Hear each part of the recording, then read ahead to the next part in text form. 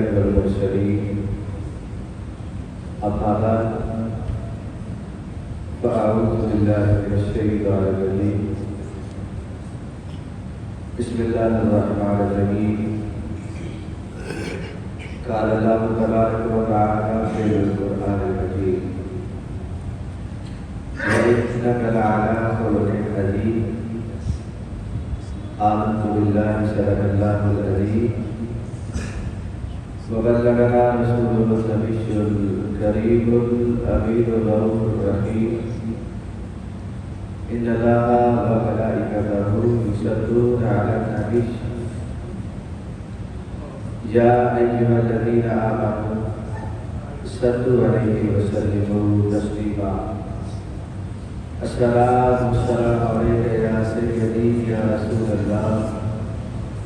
وعلى آلك وأصحابك يا سيدي يا حبيب الله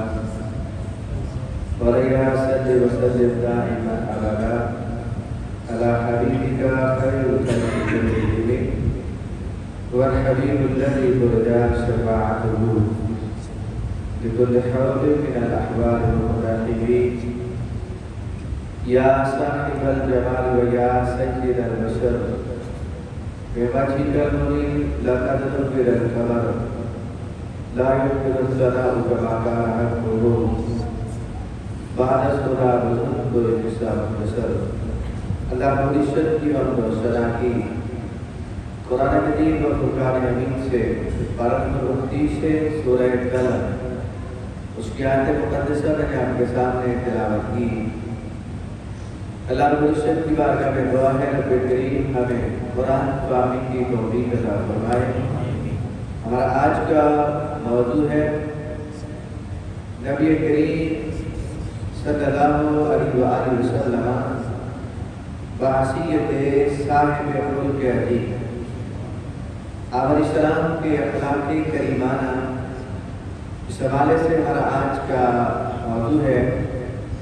رب الجلال نے قرآن مجید و فرقان حمید میں ارشاد فرمایا کہ وَإِنَّكَ لَعَلَىٰ خُلُقٍ عَظِيمٍ، اور بے شک آپ اخلاق کے عظیم مرتبے کو برپائے، یہ آپ کا اخلاق بہت عظیم ہے۔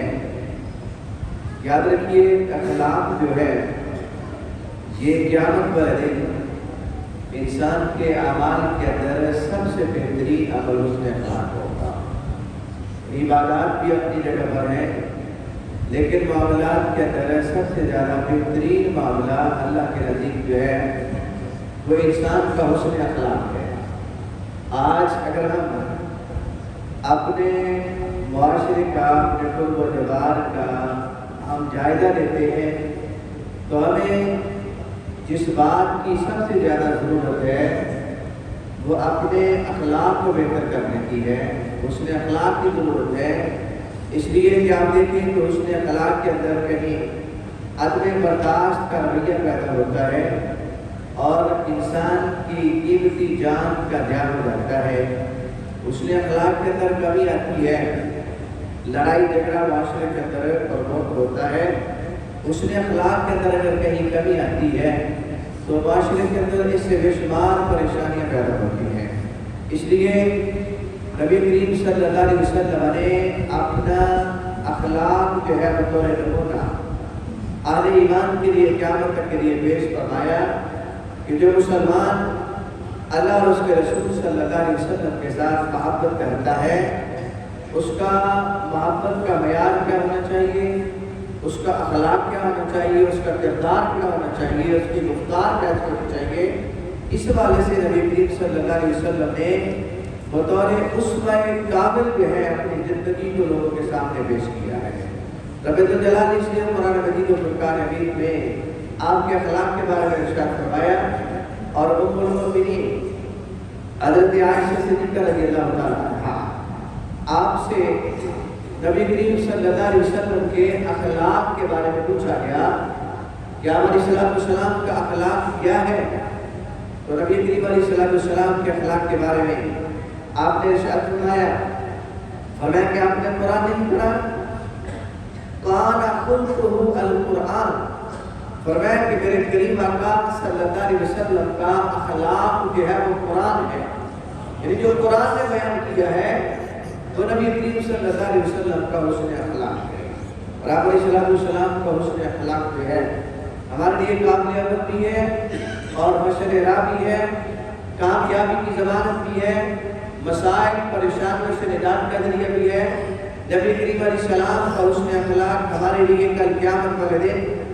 آپ علیہ السلام کے قرب کا ذریعہ ہے، آپ علیہ السلام کی محبت کے حصول کا ذریعہ ہے۔ اور کل قیامت والے دن جو ہے نبی کریم علیہ السلام کے آپ کے پڑوس کے اندر جگہ اگر ہمیں میسر آئے تو اس نے اخلاق کے ساتھ میسر آئے۔ اس لیے نبی کریم علیہ السلام نے ایک روایت کے اندر بیان کیا، آپ علیہ السلام نے اس نے اخلاق کے بارے میں ذکر کرتے ہوئے ارشاد فرمایا کہ اگر وہ چاہتا ہے کہ کل قیامت والے دن جو ہے رب ذوالجلال اس بندے کو میرا قرب عطا فرمائے، اور یاد رکھیے کہ کوئی معمولی بات نہیں ہے، کل قیامت میں جب جنت اور دوزخ کا فیصلہ ہوگا، جب حساب و کتاب ہوگا، جب جزا و سزا دی جائے گی، اس کے بعد اہل جنت کو جنت میں داخل کیا جائے گا، تو جنت کے اندر بھی بڑے بڑے درجات ہوتے ہیں۔ سب سے اعلیٰ ترین درجہ انبیاء کا ہوگا، اور انبیاء کے درجہ میں نبی کریم علیہ السلام کا قرب حاصل ہوگا۔ یہ کسی بھی مسلمان کے لیے بہت بڑے اعزاز کی بات ہوگی کہ جس کو نبی کریم علیہ السلام کا قرب مل جائے، آپ علیہ السلام کی ہمسائیگی مل جائے، جنت کے اندر حضور کا قرب مل جائے، تو مطلب اور کیا چاہیے؟ جنت میں حضور علیہ السلام کا قرب حاصل کرنے کا آپ علیہ السلام نے بہترین طریقہ بتایا ہے، اور اس کے لیے ہمیں بہت زیادہ ہمارے اوپر اللہ کے نبی علیہ السلام نے بوجھ نہیں ڈالا کہ اگر تم اتنی عبادت کرو گے تو تمہیں اتنا بڑا مقام ملے گا، بلکہ صرف اور صرف یہ ارشاد فرمایا اگر تم میں سے کوئی شخص یہ چاہتا ہے کہ کل قیامت والے دن جو ہے رب ذوالجلال اس کو میرا قرب عطا فرمائے، اس کو میری محبت نصیب ہو، اس کو میری صحبت نصیب ہو، اس کو سنت مصطفیٰ صلی اللہ علیہ وسلم نصیب ہو، تو ارشاد فرمایا کہ وہ بہترین چیز کیا ہے جو اس کو کل قیامت والے دن میرے قریب کر دے گی، وہ اس کا حسن اخلاق ہے۔ یعنی آپ کا حسن اخلاق بہتر ہے، آپ دنیا میں لوگوں کے ساتھ محبت کے ساتھ پیش آتے ہیں، خندہ پیشانی کے ساتھ پیش آتے ہیں، آپ زبان دادی نہیں کرتے، زبان درازی نہیں کرتے، اسی طرح کسی کو زبان کے ساتھ گالی گلوچ نہیں کرتے، آپ اپنے کردار کو بہتر رکھتے ہیں، گفتار کو بہتر رکھتے ہیں، اس میں رسول صلی اللہ علیہ وسلم کے مطابق زندگی بسر کرتے ہیں، اور میرے کریم آقا علیہ السلام نے جو حسن اخلاق کا درس دیا ہے، اگر ہم اس کے مطابق زندگی بسر کرتے ہیں تو ہمارا یہ عمل جو ہے کل قیامت والے دن قرب مصطفیٰ کے حصول کا ذریعہ ہوگا۔ نبی کریم علیہ السلام کی سنت نصیب ہوگی، آپ صلی اللہ علیہ وسلم آپ کی زندگی مبارک کا اگر جائزہ لیں تو آپ صلی اللہ علیہ وسلم نے ہمیشہ نہ صرف حسن اخلاق کا مظاہرہ کیا بلکہ حسن اخلاق کا درس دیا۔ عملی طور پر بھی جو ہے آپ علیہ السلام نے اچھے کردار کی تلقین فرمائی ہے، حسن اخلاق کی ترغیب دلائی ہے، جہاں تک کہ آپ علیہ السلام کو آپ کے دشمنوں نے تکالیف دی، آپ کو پریشان کیا، اس کے باوجود جو ہے آپ صلی اللہ علیہ وسلم نے حسن اخلاق کی ترغیب دی ہے، اور حسن اخلاق جو ہے یہ کل قیامت والے دن میرے کریم آقا علیہ السلام نے ارشاد فرمایا جب میزان عمل کو رکھا جائے گا اور جس کے اندر انسان کے اعمال کو تولا جائے گا، کل قیامت میں 3 مقامات ایسے ہیں جہاں پر میرے کریم آقا صلی اللہ علیہ وسلم نے اپنے امتی کے لیے جو ہے اس کی ڈھارس بندائی ہے اور اس کو تسلی دی ہے۔ ارشاد فرمایا کہ جب قیامت کا دن ہوگا تو ایک صحابی نے پوچھا یا رسول اللہ صلی اللہ علیہ وسلم کہ جب قیامت کا دن ہوگا نفسا نفسی کا عالم ہوگا اور وہاں پر جو ہے اتنی مشکل ہوگی، پریشانی ہوگی اور ساری امتیں ہوں گی، اور قیامت والے دن جو ہے پوری دنیا ساری امتیں وہاں پر اکٹھا ہوں گی، تو اگر آپ کو تلاش کرنا ہو، آپ سے ملاقات کرنی ہو تو یا رسول اللہ صلی اللہ علیہ وسلم کہاں پر آپ کو تلاش کیا جا سکتا ہے؟ تو آپ علیہ السلام نے 3 ٹھکانے بتا دیے۔ ارشاد فرمایا کہ میرے صحابی اگر کل قیامت میں مجھے ملنا چاہتے ہو اور مجھے تلاش کرنا چاہتے ہو، میں 3 مقامات پہ پڑھوں گا۔ ایک فرمایا کہ میرا حوض کوثر ہے جہاں پر میں جام بھر بھر کر اپنے امتی کو پلاؤں گا، اور جس کو قیامت والے دن جو ہے میرے کریم آقا علیہ السلام کے آپ کے دست مبارک سے اگر اس کو جام پینے کی سعادت مل جائے گی، تو جب وہ ایک مرتبہ جام وہ دست مصطفیٰ صلی اللہ علیہ وسلم سے نوش کر لے گا تو پھر دخول جنت تک اس کو کسی قسم کی پیاس نہیں لگے گی،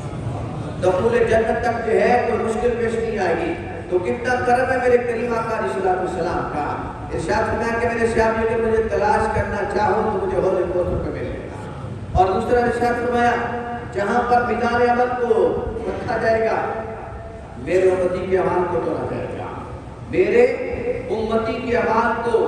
نامہ اعمال کے اندر رکھا جائے گا، تو میں وہاں پر جو ہے میں اپنے امتی کے لیے وہاں پر بھی کھڑا ہوں گا، تاکہ میرا امتی جو ہے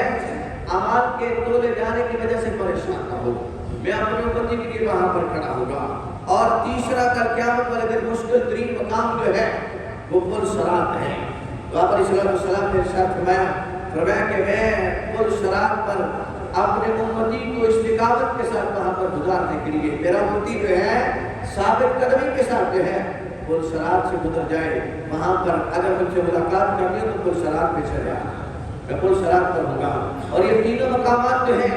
یہ ہمیں کسی صورت کے اندر میسر آ سکتے ہیں، ہمیں نبی کریم علیہ السلام کی زیارت میسر آ سکتی ہے جبکہ دنیا میں رہتے ہوئے ہمارا اخلاق بہتر ہوگا۔ ہمارا اگر اخلاق بہتر ہوگا، ہماری گفتگو، ہمارا گفتار، کردار، معاملات جو ہیں اگر ہمارے مصطفیٰ رسول صلی اللہ علیہ وسلم کے مطابق ہوں گے، ہم کسی کو زبان کے ساتھ کسی کو تکلیف نہ دیں، ہم اپنے ہاتھ کے ساتھ کسی کو پریشان نہ کریں، ہم کسی کے لیے کو پریشانی کریٹ نہ کریں، ہم دنیا کے رشتہ دار کے اندر زندگی بسر کریں جو انداز ہمارے کریم آقا علیہ السلام نے سکھایا ہے، ہمارا اخلاق بہتر ہوگا۔ تو آپ علیہ السلام نے ارشاد فرمایا کہ جب انسان کے اعمال کو تولا جائے گا قیامت والے دن جو ہے جب اس کے اعمال کو میدان عمل کے اندر رکھا جائے گا تو یاد رکھیے میدان عمل کے اندر اس کا سب سے بھاری جو اس کا عمل ہوگا میرے امتی کا ارشاد فرمایا کہ اس کا حسن اخلاق ہوگا، وہ اس کا حسن اخلاق ہوگا۔ اور بدقسمتی سے ہماری قوم جو ہے، ہمارے لوگ جو ہے کلمہ کو مسلمان جو ہے آج اسی بات سے آ رہی ہے، بات بات پہ لڑائی جھگڑا۔ آپ دیکھیں کہ کبھی کسی زمانے کے اندر زمانہ جاہلیت کے اندر جو ہے لوگ بات بات پہ جھگڑا کیا کرتے تھے، عصبیت، خاندانی لڑائی جھگڑے، نسلی تعصب جو ہے، علاقائی تعصب، اور اس کی وجہ سے ان کے مابین جو ہے کئی لڑائیاں جاری رہتی جو کہ کئی سال تک جاری رہتی، یہاں تک کہ نبی کریم علیہ السلام جو ہے جب مکہ سے مائگریٹ کر کے مدینہ منورہ میں تشریف لے جاتے ہیں تو مدینہ کے 2 بڑے قبائل تھے جن کا نام اوس اور خزرج ہے۔ یہ 2 قبائل کہ آپس میں ان کی لڑائیاں رہتی اور 80 سال تک جو ہے ان کی لڑائیاں جاری رہتی، اور ان کے خاندان کے بڑے بڑے لوگ جو ہیں وہ ان لڑائیوں کے اندر مارے جاتے۔ اور اسی کی طرف اشارہ کرتے ہوئے مولانا حالی نے کہا کہ کبھی پانی پینے پلانے پہ جھگڑا اور کبھی گھوڑا آگے دوڑانے پہ جھگڑا، ان کا اس بات پہ جھگڑا ہو جاتا تھا کہ ہم نے کنویں سے پانی پہلے پینا ہے، اپنے جانور کو پانی پہلے پلانا ہے، اس بات پہ جھگڑا ہو جاتا اور لوگ مارے جاتے۔ آج ہمارے معاشرے کے اندر کیا ایسا نہیں ہے؟ زمانہ جاہلیت کی وہ لڑائیاں، زمانہ جاہلیت کی وہ عصبیت، اور زمانہ جاہلیت کا وہ نسلی تعصب جو ہے، اور زمانہ جاہلیت کی وہ سوچ جو ہے جو ہمارے معاشرے کے اندر جو ہے، جس کی بنیاد پر لوگ چھوٹی چھوٹی باتوں کے اوپر جو ہے لوگوں کو مار دیتے ہیں، قتل کر دیتے ہیں اور اپاہج کر دیتے ہیں۔ یہ کتنے بڑے جرائم جو کہ زمانہ جاہلیت کے اندر لوگ کیا کرتے تھے، لیکن نبی کریم علیہ السلام تشریف لائے، آپ علیہ السلام کی آمد کے ساتھ، آپ علیہ السلام کی برکات کے ساتھ جو ہے رب الجلال نے یہ ساری لڑائیاں اس معاشرے سے ختم کروا دی، یہاں تک کہ وہی اوس اور خزرج جو ہے جو آپس میں ایک دوسرے کے بدترین دشمن تھے اور ایک دوسرے کے ساتھ لڑائیاں کرتے، ایک خاندان پہ ہٹ جاتے، تو اس کے لیے نبی کریم علیہ السلام آپ جب تشریف لائے مدینہ منورہ کے اندر دونوں قبائل کے اکابر لوگوں نے جب اسلام قبول کیا تو اسلام کی برکت کے ساتھ صحبت مصطفیٰ صلی اللہ علیہ وسلم کی برکت کے ساتھ جو ہے وہی لوگ جو آپس میں بدترین دشمن تھے وہ ایک دوسرے کے دوست بن جاتے ہیں اور خیر خواہ بن جاتے ہیں، وہ ایک دوسرے کے دوست بھی بن جاتے ہیں اور آپس میں خیر خواہ بھی بن جاتے ہیں۔ وہی جو جان لینے کے عادی تھے وہی ایک دوسرے کے لیے جان دینے کے عادی بن جاتے ہیں، اپنے بھائی کے لیے اپنی جان کو نچھاور کرنے کے لیے تیار ہو جاتے ہیں۔ یہ کیا تھا؟ یہ فیض میرے مصطفیٰ علیہ السلام کا، میرے نبی علیہ السلام کی صحبت کا فیض تھا کہ وہ جو آپس میں بدترین دشمن تھے وہ آپس میں بھائی بھائی بن جاتے ہیں۔ اور اسی بات کی طرف اشارہ کرتے ہوئے رب الجلال نے پارہ نمبر 4 کے اندر جو ہے اللہ نے ارشاد فرمایا کہ اذ کنتم اعداء، اور اس وقت کو یاد کرو جب تم آپس میں بدترین دشمن تھے، فألف بین قلوبکم، اس نے تمہارے دلوں کے اندر محبت کو ڈال دیا، فأصبحتم بنعمتہ اخوانا، بس تم اس کی نعمت کی وجہ سے آپس میں بھائی بھائی بن گئے، اس کی نعمت کی وجہ سے تم آپس میں بھائی بھائی بن جاتے ہو، آپس میں بھائی بھائی بن گئے۔ وَكُنْتُمْ عَلَىٰ شَفَا حُفْرَةٍ مِّنَ النَّارِ، اور قریب تھا کہ تم جہنم کی آگ کے گڑھے میں گر جاتے، قریب تھا کہ تم جہنم کی آگ میں گر جاتے، فَأَنْقَذَكُم مِّنْهَا، بس رب الجلال نے اس آگ میں گرنے سے تمہیں بچا لیا۔ اب دیکھیں کہ انسان جو ہے کسی کو اگر وہ جان بوجھ کر قتل کرتا ہے، کسی انسان کو تکلیف دیتا ہے، جانی دشمن بن جاتا ہے، تو یہ انسان کی آخرت کو تباہ و برباد کر دیتا ہے، یہ آخرت کے معاملات کو خراب کر دیتا ہے۔ اب اس کی جگہ پر جو ہے اگر آپ حسن اخلاق کا مظاہرہ کرتے ہیں، حسن کردار کا مظاہرہ کرتے ہیں، تو ہو سکتا ہے کہ رب الجلال آپ کے حسن اخلاق کی وجہ سے اس کو بھی تبدیل فرما دے، اس کے معاملات بھی بہتر ہو جائیں۔ اور اس کے لیے مثالیں موجود ہیں، ہمارے نبی کریم علیہ السلام کے اسوہ کامل کے اندر مثالیں موجود ہیں۔ آپ علیہ السلام کا مشہور واقعہ ہے کہ آپ نے کس انداز کے اندر بہترین اخلاق کا مظاہرہ کیا۔ نبی کریم علیہ السلام جو ہے جب طائف کے لوگوں کو دعوت دینے کے لیے جاتے ہیں، آپ علیہ السلام کے ساتھ آپ کے متبنہ یعنی آپ کے منگولے بیٹے حضرت زید بن حارثہ رضی اللہ تعالیٰ عنہ آپ کے ساتھ سفر کے اندر موجود ہیں۔ آپ علیہ السلام وہاں پر جاتے ہیں اور وہاں کے جو 3 بڑے سردار تھے آپ ان کے سامنے اللہ کا پیغام رکھتے ہیں کہ اللہ وحدہ لا شریک ہے، بزرگ و برتر ہے۔ وہ لوگ جو ہے آپ کی بات کو نہیں مانتے، نہ صرف آپ کی بات کو نہیں مانتے بلکہ آپ کو تکالیف دیتے ہیں۔ انہوں نے آپ کو پتھر برسانا شروع کیے، جہاں تک کہ روایات کے اندر آتا ہے کہ آپ علیہ السلام کو زخمی کیا، آپ علیہ السلام کے جوتے مبارک جو ہیں خون کے ساتھ بھر جاتے ہیں۔ آپ علیہ السلام جب کبھی گرتے ہیں حضرت زید بن حارثہ رضی اللہ تعالیٰ عنہ آپ کو بچانے کی کوشش کرتے ہیں، یہاں تک کہ آپ کو بچاتے بچاتے آپ کا جسم بھی زخمی ہو جاتا ہے، آپ کے سر کے اندر پتھر رکھتے ہیں جس کی وجہ سے آپ بھی زخمی ہو جاتے ہیں۔ نبی کریم علیہ السلام کو دوبارہ وہاں کے جو نوجوان ہیں آپ کو اٹھاتے ہیں اور مذاق اڑاتے ہیں، پھر پتھر مارتے ہیں، یہاں تک کہ نبی کریم صلی اللہ علیہ وسلم طائف شہر سے باہر آتے ہیں اور وہاں پر انگور کے باغ کے اندر جو ہے وہاں پر ایک سایہ دار درخت کے نیچے آپ علیہ السلام تشریف فرما ہیں۔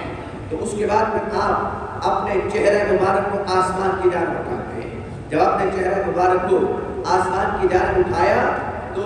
سامنے حضرت جبریل موجود تھے اور حضرت جبریل نے حضور علیہ السلام کی بارگاہ میں سلام عرض کیا اور اس کے بعد عرض کیا کہ یا رسول اللہ صلی اللہ علیہ وسلم، رب الجلال نے مالک الجبل جو کہ پہاڑوں کا فرشتہ ہے اس کو آپ کی بارگاہ میں بھیجا ہے، آپ چاہیں تو مالک الجبل یہ جو پہاڑوں کا فرشتہ ہے آپ اس کو حکم ارشاد فرمائیں، یہ پہاڑوں کا فرشتہ یہ بستی طائف جو ہے اس کو نشت و نابود کر دے گا۔ حضرت جبریل علیہ السلام کے بعد وہ پہاڑوں کا فرشتہ حضور کی بارگاہ میں سلام عرض کرتا ہے اور عرض کرتا ہے یا رسول اللہ صلی اللہ علیہ وسلم آپ مجھے اجازت دیں، آپ کے اجازت کے ساتھ جو ہے میں یہ جو 2 سامنے پہاڑ ہیں ان دونوں پہاڑوں کو اس بستی کو اس طرح ملا دوں گا اور یہ بستی جو ہے اس کا نام و نشان تک مٹ جائے گا۔ اور قرآن مجید کے اندر ایسی مثالیں موجود ہیں کہ رب ذوالجلال نے پہلے انبیاء ان کی نافرمانیوں کی وجہ سے جب قوموں کے اوپر عذاب کو نازل کیا تو قوموں کو صفحہ ہستی سے مٹا دیا. قوم عاد کے بارے میں قرآن نے کہا الم تر کیف فعل ربک بعاد ارم ذات العماد التی لم یخلق مثلها فی البلاد، کہ وہ اتنے لمبے لمبے ستونوں کے مالک، بڑے بڑے وجود کے مالک لوگ تھے. اور ان کے بارے میں تفاسیر کے اندر آتا ہے کہ ان کا عام شخص جو ہے اس کا قد جو ہے وہ تقریباً 70 فٹ کی ہائٹ کے ہوتا ہے. ایک عام بندہ اس قوم کا 70 فٹ کا ہے، تو جو بڑے لوگ تھے وہ 100 فٹ کے ہوتے تھے. آپ اندازہ کریں کہ 100 فٹ کتنی بڑی ہائٹ ہے اور کتنے بڑے بڑے کے لوگ تھے. لیکن جب انہوں نے نافرمانی کی تو رب ذوالجلال نے ان کو صفحہ ہستی سے مٹا دیا، نشت و نابود کر دیا. اور دیگر اقوام کے اوپر اللہ نے عذاب نازل کیے. لیکن قربان جائے میرے کریم آقا علیہ السلام کا اخلاق کیسا ہے. آپ علیہ السلام نے آپ چاہتے آپ صرف یہ جملہ کہتے کہ ہاں نعم یا مالک الجبل، اے پہاڑوں کے فرشتے ہاں اس بستی کو نشت و نابود کر دے. صرف ایک جملہ تھا اور اس ایک جملے کے ساتھ جو ہے ساری کی ساری بستی نشت و نابود ہو جاتی. لیکن میرے کریم آقا علیہ السلام نے ارشاد فرمایا کہ نہیں، میں یہ نہیں چاہتا کہ اس بستی کو نشت و نابود کیا جائے اس لیے کہ یہ لوگ مجھے جانتے نہیں. میں تو یہ چاہتا ہوں کہ اللہ ان کو ہدایت نصیب فرما دے، اللہ ان کو ہدایت عطا فرما دے. اب وہاں پر وہ فرشتہ، پہاڑوں کا فرشتہ حضور کی بارگاہ میں کیا عرض کرتا ہے؟ عرض کرتا ہے یا رسول اللہ صلی اللہ علیہ وسلم، آپ کی یہ شان قریبی ہے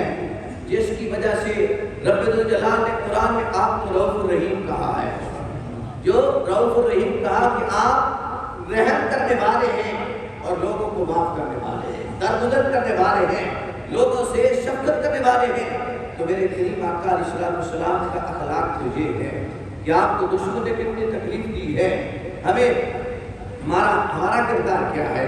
ہمارے تو ساتھ سے ہماری گاڑی کے ساتھ سے اگر کوئی گاڑی ٹچ کر گئے تو گالیاں شروع ہو جاتی ہیں. حالانکہ گالی دینا اسلام کے منافی ہے، گالی گلوچ کرنا حسن اخلاق کے بھی منافی ہے، کردار کے بھی منافی ہے. لیکن آپ سروے کریں، معاشرے میں رہتے ہیں، اس معاشرے کے اندر ہمارا اخلاق کتنا ہے، ہمارا کردار کیا ہے. ایک طرف ہم اس نبی کا کلمہ پڑھنے والے ہیں جو نبی باوجود اس کے کہ زخمی حالت کے اندر ہے پھر بھی دشمن کو معاف کرنا چاہتے ہیں، پھر بھی دشمن کو معاف کرنا چاہتے ہیں. اللہ ارادہ فرماتا ہے، اللہ چاہتا ہے کہ میرا حبیب اگر نام کہتے، میرا حبیب اگر زبان سے ہاں کہتے تو میں نہ بستی کو نشت و نابود کر دوں. لیکن میرے کریم آقا علیہ السلام کا اخلاق کیسا ہے؟ آپ علیہ السلام چاہتے ہیں کہ اللہ ان کو معاف کر دے،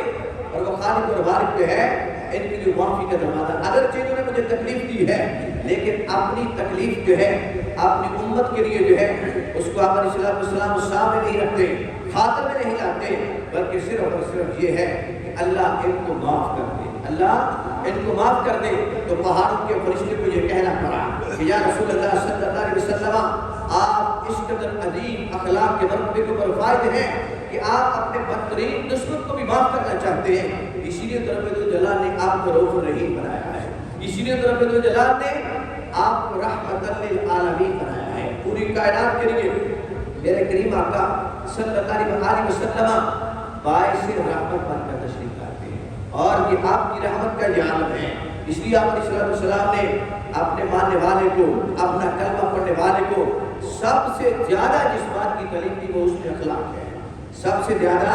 جس بات کی تعریف دی ہے وہ اس میں اخلاق ہے. مثلاً آپ یہ کہہ سکتے تھے، آپ فرما سکتے تھے کہ انسان کی آواز میں جب قیامت والے دن تولا جائے گا تو انسان کی آواز کے اندر جو ہے اس کے اتنے حج ہوں گے تو اتنا بڑا اجر ہوگا، اس کی زندگی کے اندر اتنے عمر ہوں گے تو اس کا اجر اتنا ہوگا. میدان عمل کے اندر اس کی آواز جو ہے باری ہوں گے، میدان عمل کے اندر جو ہے اس کا یہ عمل. لیکن میدان عمل کے اندر جو ہے جس بات کی طرف میرے کریم نے ارشاد فرمایا ہے، نبی کریم علیہ السلام نے ارشاد فرمایا کہ جب قیامت والے دن جو ہے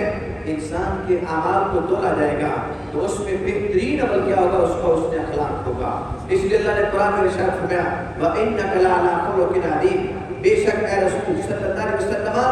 آپ اخلاق کے اعلیٰ مرتبے کو فائد ہیں. اور یہ اخلاق آپ علیہ السلام نے اپنی امت کو سکھائے. مثلا امت کے اندر جو ہے والدین بھی آتے ہیں، اولاد بھی آتی ہے، امت کے اندر بھائی بہن بھی آتے ہیں، امت کے اندر مسلمان بھی آتے ہیں، اور ان تمام کے لیے تدریجاً آپ علیہ السلام نے جو ارشاد فرمایا اور جو اللہ نے ارشاد فرمایا ہے، والدین کے ساتھ حسن سلوک جو ہے، والدین کے ساتھ حسن اخلاق کے بارے میں خود رب الجلال نے قرآن میں ارشاد فرما دیا کہ وَلَا تَقُلْ لَهُمَا اُفٍّ، کہ والدین کو اف تک نہ کہو۔ یہ بھی حسن اخلاق ہے جو اللہ نے اہل ایمان کو تعریف دی ہے۔ اسی طرح اپنی اولاد کے ساتھ جو ہے حسن اخلاق ہے، اور اولاد کا والدین کے ساتھ حسن اخلاق جو ہے اس کے بارے میں بھی نبی کریم صلی اللہ علیہ وسلم نے ارشاد فرما دیا کہ من لم یرحم صغیرنا ولم یعقر کبیرنا فلیس منا، جو اپنے بڑوں کا ادب نہیں کرتا، جو بڑوں کا ادب نہیں کرتا، چھوٹوں سے شفقت نہیں کرتا، فلیس منا، اس کا اسلام کے ساتھ کوئی تعلق نہیں ہے۔ آج کے بعد ہم ارادہ کریں، ہم سے عمر کے اندر کوئی بڑا ہے، ہم سے عمر میں اگر کوئی بڑا ہے تمہارے ساتھ جاتی بھی کر لیتا ہے، اگر ہم نے اس کے ساتھ گفتگو کرنی ہے تو ادب کا دائرہ مجھے دکھاتا ہے، ادب کے ساتھ، ادب کے دائرے میں کہ یہ میری باپ کی عمر کا ہے، یہ مجھ سے بڑا ہے، یہ اس کے داڑھی کے بال سفید ہے، اور میں اس کے ساتھ جو ہے اگر میں بدتمیزی کرتا ہوں تو کیا انسانیت ہے؟ وہ اگرچہ بوڑھا بڑا آدمی جو ہے